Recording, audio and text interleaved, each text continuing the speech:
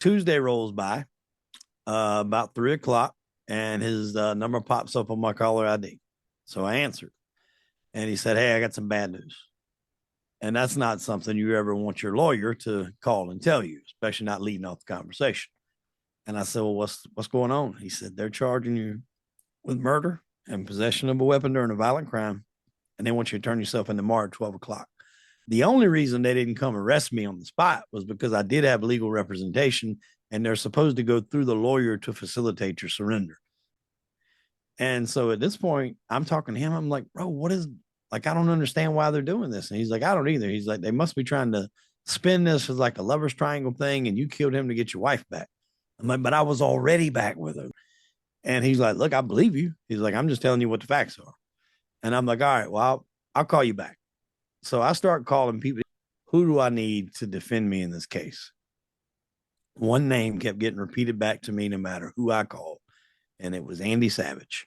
I said, "Well, that's my guy." So now it's like 5 o'clock. It's close to close of business. In about 20 minutes, the lady calls me back, and I quickly tell her what's going on. I said, "Look, I was involved in a shooting on Sunday morning. I'm being told now I'm being arrested. I got to be in jail by 12." And she was like, "Ooh."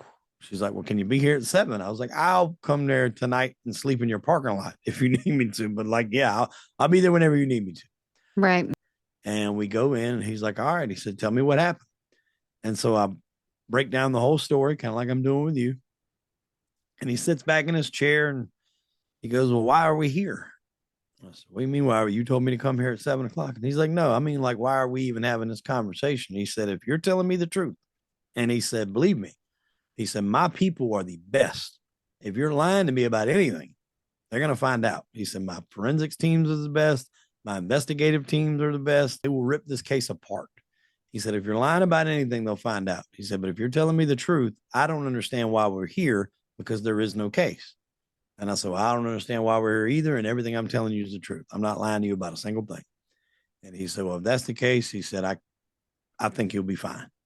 So that made me feel better. But still, I'm thinking I got to go to jail in less than 12 hours or a couple hours at this point. He got my surrender pushed back from a few hours to that Friday.